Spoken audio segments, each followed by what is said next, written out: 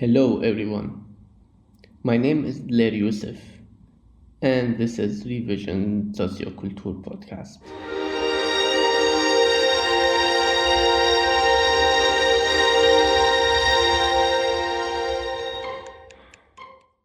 This is the last episode of this season. In this episode, I'm hosting Mechthild, Abhay, Sohaila and Heike to talk about the project we've been working on it the whole year.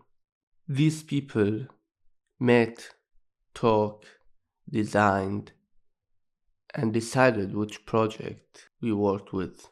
And for that, I wanted to host them to give us another perspective on socioculture and to tell us a little bit about the projects and their relationship to it.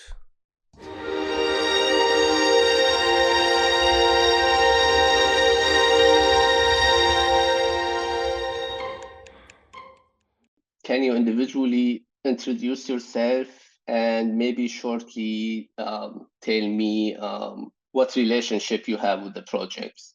Okay, so I'm essentially a writer, and I was pretty confused when Abhay got in touch with me and told me about this, and my immediate response was, I'm completely unqualified because I I it seemed like there were all these projects about art and architecture and dance and things I love, but I'm not an expert in.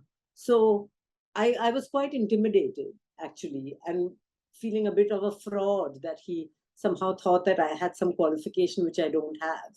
So, but then as time went on, it suddenly made sense to me in a weird way because it seemed like the reason he chose people to be mentors was not because they were experts in the subject of the groups, but because they had some experience doing something and making something.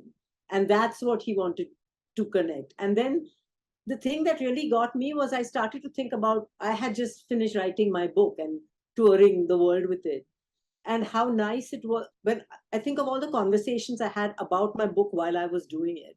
And of course, there were very helpful conversations with experts in the subject. But some of the most interesting conversations were with people who didn't know anything, but just smart people who came up with weird thoughts that I hadn't thought of before or strange ideas. So I thought, when I thought of myself in that role, then it made sense. Which still meant that I was terrified before each conversation. But but that's how it seemed to me, that I was just a person who has some experience in another realm of creativity and my own ideas about things that seem obvious to me but might not to the other person. And so I approached it in that spirit. Yeah, that's super beautiful. And I'm happy that you were part of it. Actually, your comments really helped me. Oh, good. And Abhay, maybe you go. So, hi, my name is Abhay Adhikari, and in my work life, unfortunately, I can only describe myself with a lot of different buzzwords like co creation, participation, innovation, and so on. But I think what my work is really about is connecting people, connecting thoughtful people, and then waiting for something interesting to happen.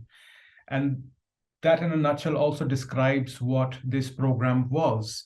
Working with Fonds Soziokultur, it was really remarkable that they're in this position of suddenly engaging 654 projects. And what we were trying to do was understand and respect that these people bring a lot of passion and energy to this work, but in this moment of time, perhaps they are a little bit distracted because there are so many choices, so many directions. So the point behind the revision program is, can I bring some brilliant, clever, and humble people who will be able to open themselves up and have put themselves in a sort of uncomfortable space to have conversations with strangers? These strangers happen to be these 654 projects.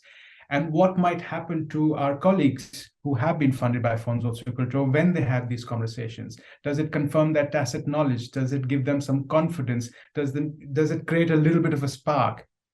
And does that allow them to look at their work in a really different way? Because I think we all need to step out of our jobs every now and then and just look at ourselves. And that's what the mentors did in this program. Okay, so I'm Heike, and personally, I'm really I don't know if I use the right English word, nosy. I like to get to know things. I like to listen to stories or anything connected to storytelling. I really love that. So this is the way I work. This is the way my main work is. I'm working at the museum, and we do have objects that tell stories, and I like to connect people by telling stories or mixing stories and get to know them.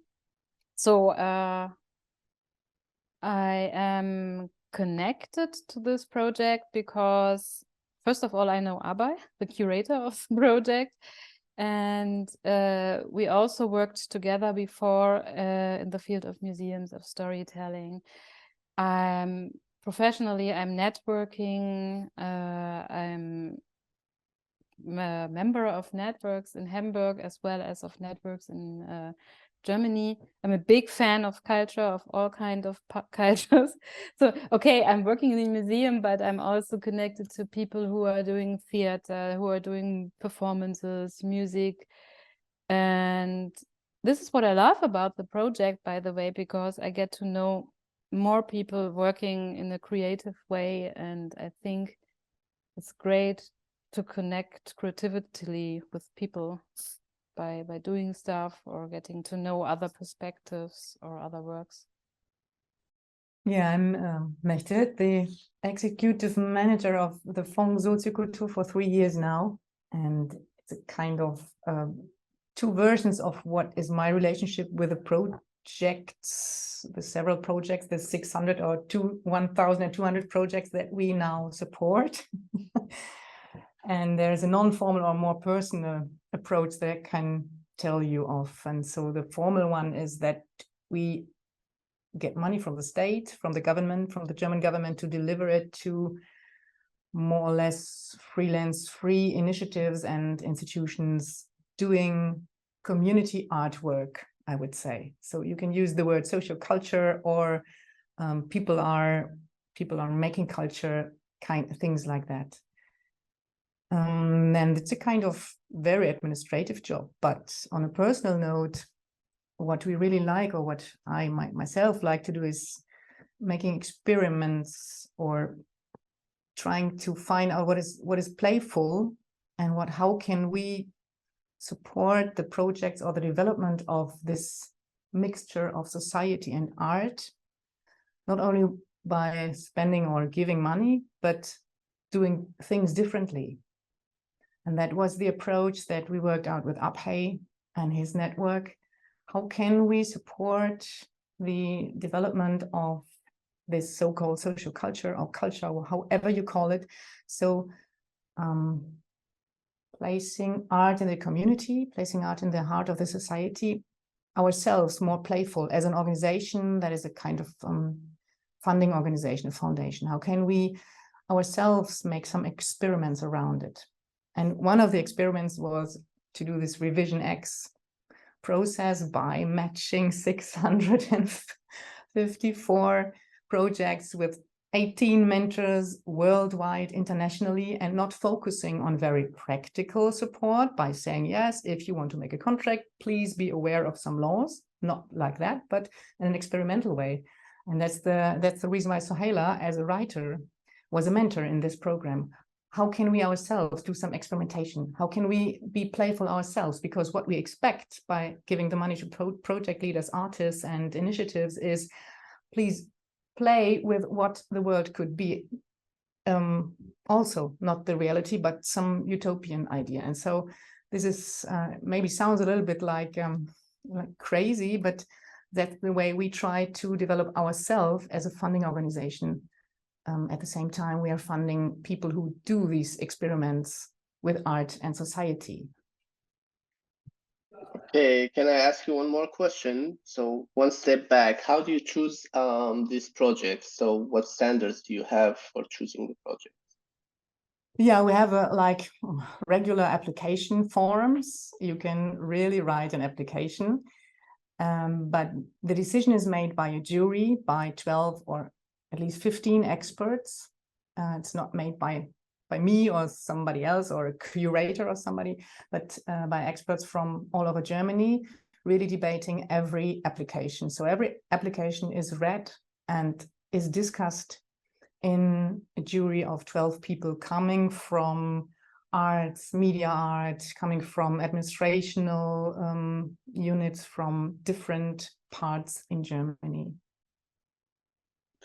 Okay, and do you have like one direction that you decide to go with, or just open? No, it's not. It's like we are the Fonds Soziokultur. Maybe this word, we have to explain it a little bit more, but we are searching for projects that are community-based, not art projects itself, or like theater productions where an art company is producing something and showing it to the public.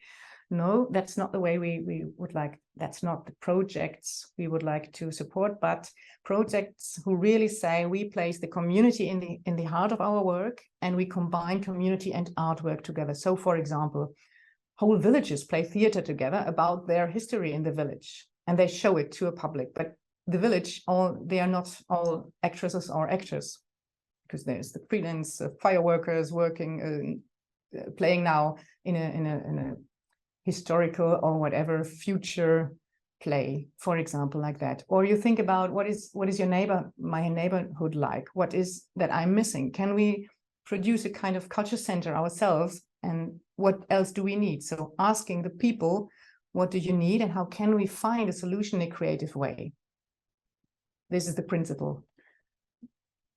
Okay, that sounds nice. I will go back later for like how do you define socioculture, but I will move first to Abhay and ask him like about the idea of Revision X, like how did this idea came up? And I remember when we started working on this beginning of the year, and I asked you, what do you want from this project? And you told me, personally, I want to have fun.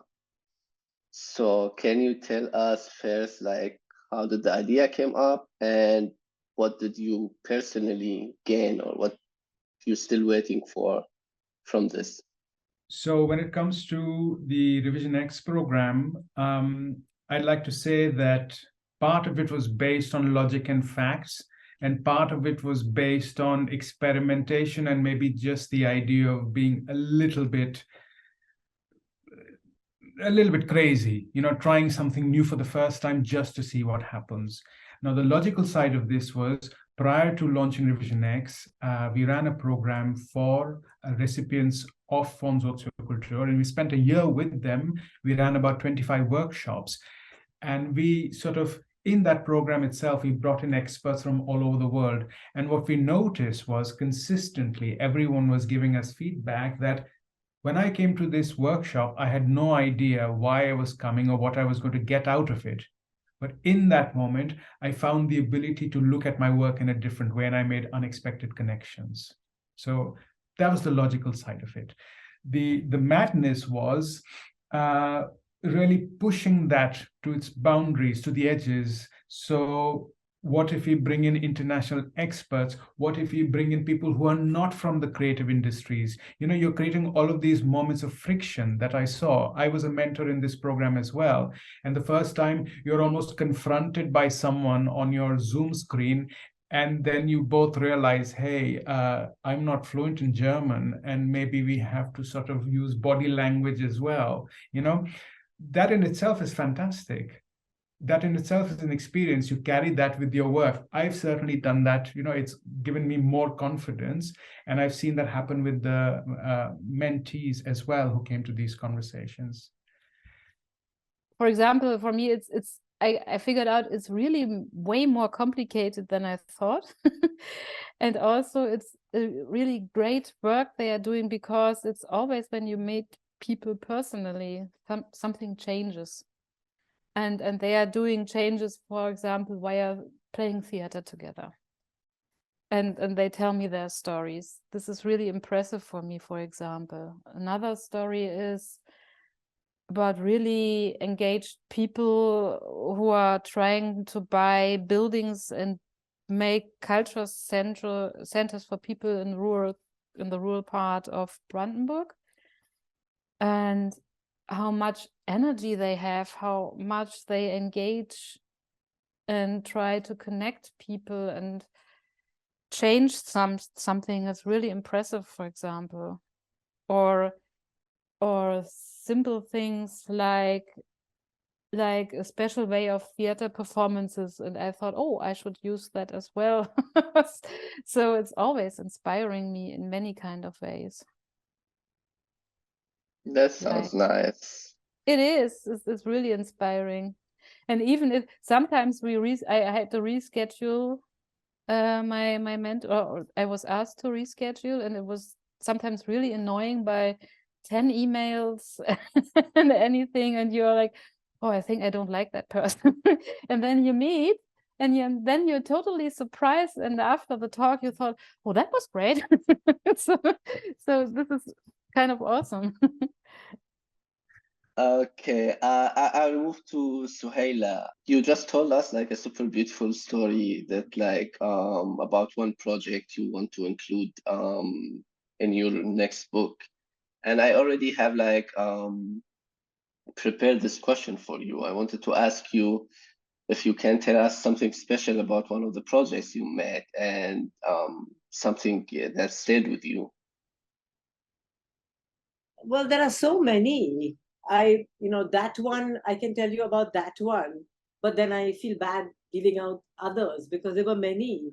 But I'll tell you about that. And then I have a burning question actually about the whole thing. Maybe this is not the place for it. So that project was actually the last or second last people I talked to. I can't remember the name of the project, but it was two men, two journalists, a photographer and a journalist who spoke with me about this organization that works with there's a area in Germany that's a coal mining area near Dusseldorf, where a lot of villagers have been relocated, which essentially means people have been thrown out of their homes and the homes destroyed and moved somewhere else. And there's a woman there who's 80 years old, in her 80s now, who has built a house on the very edge of this area that's been mined.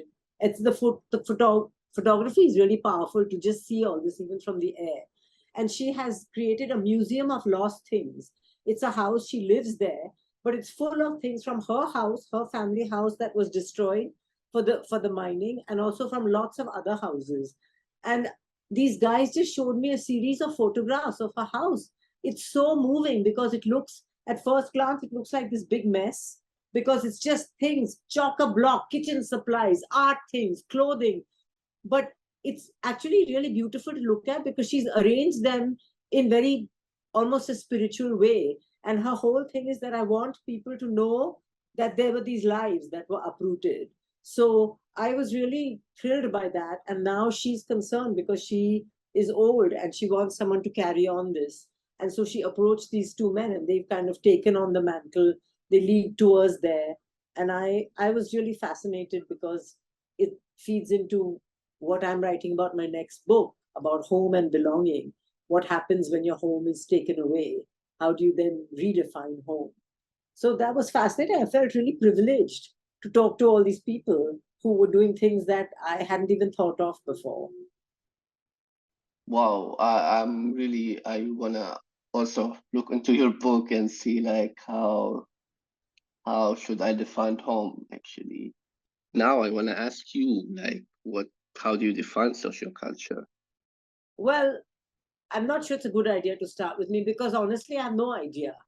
I can't tell you. In the beginning, I kept trying to look it up on Google and there's no such term as socioculture. So then I decided I should just assume that socioculture means you're connecting art and the people and leave it at that. So I don't really have an intelligent answer to this question.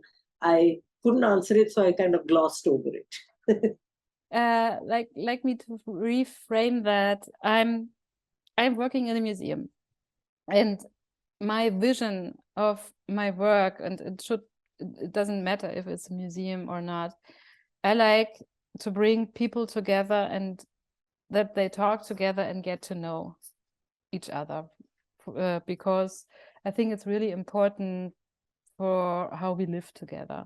So in a museum, I have objects, and it'll be perfect if there are people who meet and connect via creativity or anything else to connect. And I think the same part is the part of socioculture. It's not something like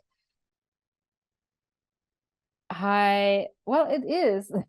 It is and it is not. It's not like you're in a famous art museum and you have, I don't know, a Rembrandt or something, but you connect people by doing something together via art and culture, like, I don't know, theater, but also having a place for people to meet. I met some who thought about building a cafe. They're doing theater with kids, and they thought, and okay, at the same building we put in a cafe so the parents could sit there and work while their kids are playing theater.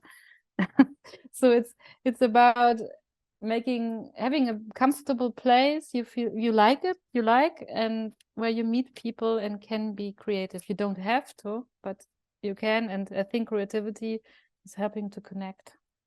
So this, I think, is social culture. It's not high whatever. And it's not like I tell you what it is and I tell you what you see in a picture or anything else. It's to connect, to have an exchange in a way. I'm trying to come up with a definition that doesn't sound cliched or smug. I think to try and summarize what social culture is in a line is not going to work. I just think it's people doing projects. In fact, I don't even want to put art and culture and community and society. I mean, it's such a diverse and varied thing. This past 1 year, like all of the other mentors, and of course, as someone who was assigning projects to mentors, we looked at so many examples of people just doing wonderful stuff. Some of it makes sense, some of it doesn't make sense, and I like that about social culture, that it can be anything. So I think if you put it in a box and say this is now social culture, rather than being inclusive, that becomes an exclusionary definition. So I would just keep it open. That's nice and simple. We go to the expert now, I guess. That's a definition, and what I usually not say, I always try to find a new definition, because it sounds like socioculture. Is it something that has got something to do with sickness or illness or something? People ask crazy questions. So I would say culture and art is not only happening in museums, theaters, state galleries, or something like that. Culture is happening, and art could happen everywhere, in your neighborhood, in the rural areas, wherever it is. And social culture means to bring a setting for people to discover their own creativity and their power to create something that is going to be visible or that you can hear afterwards. Like to create something and to find your own power of creativity. That's it. And that's a real big issue, or an art itself, to create a setting where people, not being artists themselves, or like me or you, like me, I'm the only one who's not an artist in this round, to be honest, believing that I have a creative power and that I can make a change immediately. And this is a kind of, therefore you need people who are used to do that, like artists. They say, yes, believe in yourself, believe in what you think it could happen. This is the new truth. How can we reach that? How can we go there? And this is the basic thing, I think. So giving people and creating a setting where this is possible, where I can myself believe in my own creativity, ideas, and power. And the art is, so I'm giving a lecture that's too long, sorry. No, perfect. I just wanted to ask if it's like not individual thing then, no? It's more like a collective. It is both. It is both. You need to believe in your own creativity, then you can take part in something bigger, or maybe it's the other way around. It's both, I would say. It's also, if you take the socioculture, of course, it has an impact on society. If you believe in your own power and if you think you can make a change, you will find others. And you can also say, I see, as we see many initiatives saying, I see some so-called minorities, I don't like this word, but people who don't believe they have a voice. But we think they should be heard. How can we make this happen? And this is a super ambitious artistic setting to create a setting that unheard voices can be heard.